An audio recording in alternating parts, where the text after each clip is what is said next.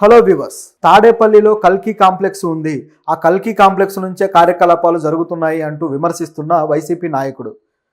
Yes, అంటే కల్కి complex లాగా పోల్చి చెప్పారంటే తాడేపల్లిని. సో వీళ్ళ ఉద్దేశం ఏంటి అంటే వైఎస్ఆర్సీపీ కార్యాలయాన్ని ఈ విధంగా కల్కి కాంప్లెక్స్ అన్నారు. కల్కి సినిమా మీరంతా చూసే ఉంటారు. అందులో విలన్కి సంబంధించిన కాంప్లెక్సే ఈ కల్కి కాంప్లెక్స్. దానికి సుప్రీం యాస్కిన్ అని చెప్పేసి కమల్ హాసన్ గారి క్యారెక్టరు. సో అందరినీ కంట్రోల్ చేసే పవర్ ఉన్న క్యారెక్టర్ అది. సో అలాంటి దానితోటి పోల్చారనమాట. ఈ పోల్చిన వ్యక్తి మాజీ మినిస్టర్, ఆయన డొక్క మాణిక్య వరప్రసాద్ గారు. ఈయన గతంలో వైసీపీ పార్టీ నుంచి నాయకుడిగా ఉన్నారు. ఆ తర్వాత మళ్ళీ టీడీపీకి వచ్చారు, మళ్ళీ కొద్ది కాలానికి వైసీపీకి వెళ్ళారు. సో ఇలా పార్టీని మారి తిరిగి అక్కడికి వెళ్ళిన తర్వాత మాత్రం ఆయనకు సరైన ట్రీట్మెంట్ లేనట్టుంది. సో దాంతో చాలా అసంతృప్తితో ఉండి ఇప్పుడు అనేక విషయాలు ఆయన ఈ విధంగా చెప్తూ వస్తున్నారనమాట. మరి ఈ అసంతృప్తి పర్సనలా లేకపోతే నిజంగా పార్టీలో జరుగుతున్న లుకలుకల ఏంటనేది మనం గమనించి చూస్తే కొన్ని విషయాలు అర్థమవుతాయి. ఈయన ముఖ్యంగా ఈ సజ్జలని ఈ విధంగా టార్గెట్ చేసి విమర్శ చేశాడు. తాడేపల్లిలో ఉన్న ఈ కల్కి కాంప్లెక్స్లో సుప్రీం యాస్కిన్ ఎవరో కాదు, సజ్జల అని. సో సుప్రీం యాస్కిన్తో సజ్జలను పోల్చడం అనేది మరి ఎంత విచిత్రంగా ఉందో చూడండి. ఎందుకు సజ్జలను పోల్చాల్సి వచ్చింది? సజ్జల మీద ఉన్న విమర్శలు అందరికీ తెలిసినవే. ఇప్పుడు ప్రభుత్వం ఇంత విమర్శలు మూటగట్టుకుంది గత ప్రభుత్వం అంటే దానికి ముఖ్యంగా అందరి వేళ్ళు జగన్ వైపు చూపిస్తే అందులో మళ్ళీ సగం వేళ్ళు సజ్జల వైపు చూపిస్తాయి. ఎందుకంటే జగన్కి అనేక విధాల పనికిమాలిన సలహాలు ఇచ్చి ఆయన ఈ విధంగా చేసిన పరిస్థితి కేవలం సజ్జల గారి వల్లే అయింది. ఎందుకంటే సజ్జల గారు అసలు అఫీషియల్గా ప్రభుత్వానికి సంబంధించిన ఏ అధికారి కాదు, ఆయన మంత్రి కాదు. సో ఏ విధమైన బాధ్యత ఆయనకు లేదు, కేవలం ప్రభుత్వ సలహాదారు. సో ఈ సలహాదారు పాత్రలో ఎంతవరకు ఉండాలో అంతవరకు ఉండకుండా ప్రభుత్వానికి సంబంధించిన అఫీషియల్ పథకాలు, అఫీషియల్ జీవోలు, ఆర్డినెన్సులు ప్రతిదీ కూడా ఆయన మీడియా ముందుకు వచ్చి చెప్పడం అనేది ప్రభుత్వాన్ని ఒక రకంగా అపహాస్యం పాలు చేయడం. ఆ విధంగా ఆయనకి జగన్ అవకాశం ఇచ్చారు, ఆయన కూడా అంత ఈ విధంగా లాక్కున్నాడు. సో అలా చేస్తూ రావడం వల్ల ఏవైతే కొన్ని ప్రభుత్వం నుంచి వ్యతిరేకంగా ఉన్న పథకాలు కావచ్చు, ప్రజల్ని ఇబ్బంది పెట్టిన కొన్ని విషయాలు కావచ్చు, ఇవన్నీ కూడా వాటికి సంబంధించిన నెగిటివిటీని ఈయన మూటగట్టుకోవాల్సి వచ్చింది. చివరికి మొన్న ఓడిపోయిన తర్వాత జగన్ రియలైజ్ అయ్యి సజ్జలను పక్కన పెట్టేశాడు అని మనం వేరే వీడియోలో కూడా చెప్పుకున్నాం, మీరు కావాలంటే చూడొచ్చు. సో సజ్జలను ఆ విధంగా పక్కన పెట్టేశాడు. ఇప్పుడు చూసుకుంటే చాలా మీటింగ్స్లో సజ్జల జగన్ పక్కన లేడు. ఆయన నిజానికి రాజకీయ కార్యకలాపాల్లో పెద్దగా కనిపించాడు, కానీ కొన్ని ఏవైనా అనౌన్స్మెంట్లు చేయడానికి, ఏవైనా కొత్త నోటిఫికేషన్స్ చెప్పడానికి అంటే వాళ్ళ పార్టీకి సంబంధించి ఆయన బయటకు వస్తూ ఉంటాడు. ఈసారి అది కూడా లేదు. పూర్తిగా జగన్ గారే వచ్చి మాట్లాడుతున్నాడు. మిగతా ఎమ్మెల్యేలు రావట్లేదు, ఎంపీలు రావట్లేదు. కొంతమంది అయితే అబ్స్కాండ్ అయి ఉన్నారు. సో కొంతమంది అయితే ఫారిన్ టూర్లలో ఉన్నారు. సో ఎంజాయ్ చేస్తున్నారు. సో ఈ విధంగా ఉంది పరిస్థితి. సో ఈయన మీద అది ప్రత్యేకంగా ఎందుకు డొక్క మాణిక్య వరప్రసాద్ గారు దృష్టి పెట్టాడు, సజ్జలని ఇలా ఎందుకు టార్గెట్ చేసి ఒక విలన్ క్యారెక్టర్తో పోల్చేయడం చూస్తే సామాన్యుల కంటే అనిపించవచ్చు, ఎందుకంటే పార్టీ ఏ విధంగా ఇదైందో. ఈయనకి ఎందుకు అలా అనిపించింది అని గమనిస్తే వీళ్ళు ఒక రాష్ట్ర స్థాయి నాయకులుగా ఉండి కనీసం జగన్ని కలవలేని పరిస్థితి అనేది ఒకటి ఏర్పడింది. దానికి కారణం ఎవరై అంటే సజ్జల గారు. జగన్కి ఈ నాయకులకి మధ్యలో ఉన్న వ్యక్తి సజ్జల.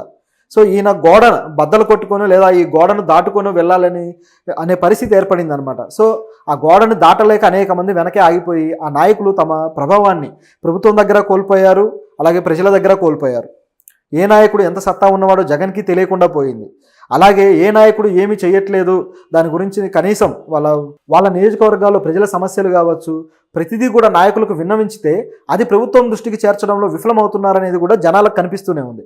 సో ఇంత ఫెయిల్యూర్కి కారణం మధ్యలో ఉన్న ఒకే ఒక గోడ, అది సజ్జల గారు అని ఒక రియలైజేషన్ తోటి వాళ్ళిద్దరి మధ్య చిన్నపాటి వార్ మొదలైంది. సో ఇంటర్నల్గానే వాళ్ళు ఒకరినొకరు ఇట్లా కౌంటర్ చేసుకున్నారు అనేది ఒక వార్త. సో దాంతో ఆయన మీడియా ముందు కూడా వచ్చి ఈ విధంగా సజ్జల గురించి వ్యాఖ్యానించడం జరిగింది. మరి సజ్జల ఇంకా తలనొప్పిగా ఉన్నాడంటే నిజానికైతే లేడు, జగన్ ఆల్రెడీ పక్కన పెట్టాడని క్లియర్ అయిపోయింది. సో ఇక మీదట సజ్జల ఆ ప్లేస్కి మళ్ళీ వచ్చే అవకాశం అయితే లేదు. సో మరి డొక్క మాణిక్య వరప్రసాద్ గారు ఇదే కాకుండా మరిన్ని విషయాలు కూడా, ఎందుకంటే సజ్జల గారు అసలు అఫీషియల్గా ప్రభుత్వానికి సంబంధించిన ఏ అధికారి కాదు, ఆయన మంత్రి కాదు. సో ఏ విధమైన బాధ్యత ఆయనకు లేదు, కేవలం ప్రభుత్వ సలహాదారు. సో ఈ సలహాదారు పాత్రలో ఎంతవరకు ఉండాలో అంతవరకు ఉండకుండా ప్రభుత్వానికి సంబంధించిన అఫీషియల్ పథకాలు, అఫీషియల్ జీవోలు, ఆర్డినెన్సులు ప్రతిదీ కూడా ఆయన మీడియా ముందుకు వచ్చి చెప్పడం అనేది ప్రభుత్వాన్ని ఒక రకంగా అపహాస్యం పాలు చేయడం. ఆ విధంగా ఆయనకి జగన్ అవకాశం ఇచ్చారు, ఆయన కూడా అంత ఈ విధంగా లాక్కున్నాడు.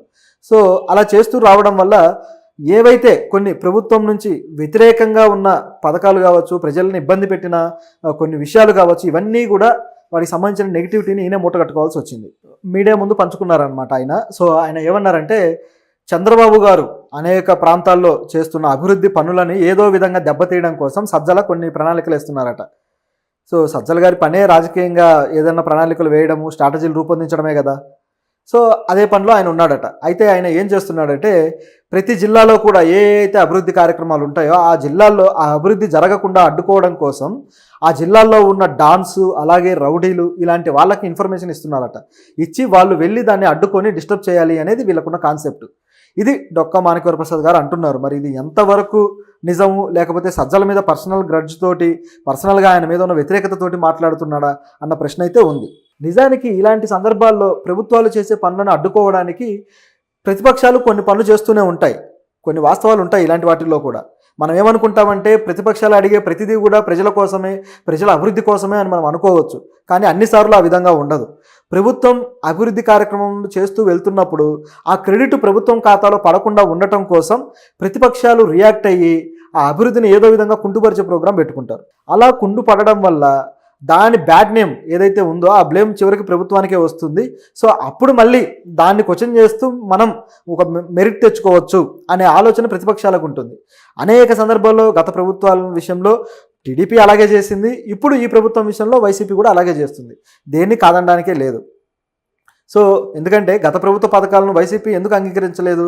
ప్రజల మేలు కోసం చేసిన పథకాలను కూడా ఎందుకు తీసేసింది? అన్నా క్యాంటీన్ లాంటివి ఎందుకు అంటే వాళ్ళను గుర్తు చేయడం ఇష్టం లేక వాళ్ళకు వెళ్ళే క్రెడిట్ని ఆపడం కోసం. అలాగే ఇప్పుడు ఈ వాలంటీర్ల వ్యవస్థ కావచ్చు, లేకపోతే కొన్ని జగన్ పెట్టిన పథకాలు కావచ్చు, వీటి విషయంలో ఎందుకు ఇంకా మల్లగుల్లాలు పడుతుంది టీడీపీ? ఎందుకంటే వాళ్లకు రావాల్సిన క్రెడిట్ ఆ విధంగా పోవడం వీళ్లకు ఇష్టం లేదు. సో అందుకోసమే ఇవన్నీ కూడా ఈ విధంగా తిరుగుతూ ఉంటాయి. సో ఏది నిజం ఏది అబద్ధం అనేది చెప్పలేం, కానీ కొంతవరకు అయితే అభివృద్ధిని అడ్డుకోవడానికి కొన్ని శక్తులు పనిచేస్తూ ఉంటాయి అనేది ఎల్లప్పుడూ నిజం.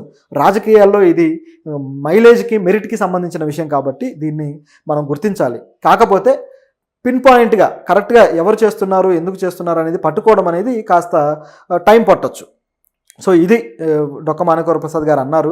సో కొంపదీసి ఆయన చంద్రబాబు గారిని పొగిడి ఈ విధంగా మాట్లాడుతున్నారంటే ఆయన మళ్ళీ పార్టీ నుంచి షిఫ్ట్ అయ్యే అవకాశం ఏమన్నా ఉందా అన్న డౌట్ అయితే మనకి ఇప్పుడు రాకమాంది. ఎందుకంటే ఆయన వైసీపీలో ఉండి చివరికి వైసీపీ సలహాదారుని తిరుగుతున్నాడు. ఈరోజు సలహాదారుని తిట్టాడు, రేపు మంత్రులని, మాజీ మంత్రులను తిడతారు, ఎల్లుండి ఏకంగా జగన్ గారినే విమర్శించే అవకాశం లేకపోలేదు. ఆల్రెడీ ఒకసారి టీడీపీలోకి వచ్చి మారిన వ్యక్తే కాబట్టి మళ్ళీ టీడీపీలోకి రాడు అన్న గ్యారంటీ ఏమీ లేదు. సో నిజానికి ఆయన దళిత నాయకుడిగా మొదట్లో మంచి పేరే తెచ్చుకొని మంత్రిగా కూడా చేసిన వ్యక్తి. అయితే కొంతమంది నాయకులు ఈ విధంగా పార్టీలు మారుతూ ఇలా షిఫ్ట్లు అవుతూ ఉంటారు. వాళ్ళకు ఎక్కడ అవకాశం దొరికితే అక్కడ దూరుతారనమాట. వీళ్ళకి ఏంటంటే రిజర్వేషన్ కేటగిరీలో ఉన్న సీట్లని ఏదో రకంగా పట్టుకొని నాయకులు అయిపోవాలనే ఆలోచన కూడా బాగా ఉంటుంది. అందుకనే ఇలాంటివన్నీ జరుగుతూ ఉంటాయి. సో ముఖ్యంగా ఈ దళిత నాయకుల విషయంలో జరిగేది ఏంటంటే వాళ్ళు సొంతంగా ఒక లీడర్షిప్ని బిల్డ్ చేసుకొని వాళ్ళ నియోజకవర్గాల్లో ప్రజల కోసం పనిచేయడం చాలా తగ్గిపోయింది. అంటే ఈ విమర్శ నేను పర్టికులర్గా ఎందుకు చేస్తున్నానంటే నేను అలాంటి కాన్స్టిట్యున్సీ నుంచి వచ్చి చూశాను అనమాట. కాబట్టి నాకు ఆ మాత్రం అవగాహన ఉంది.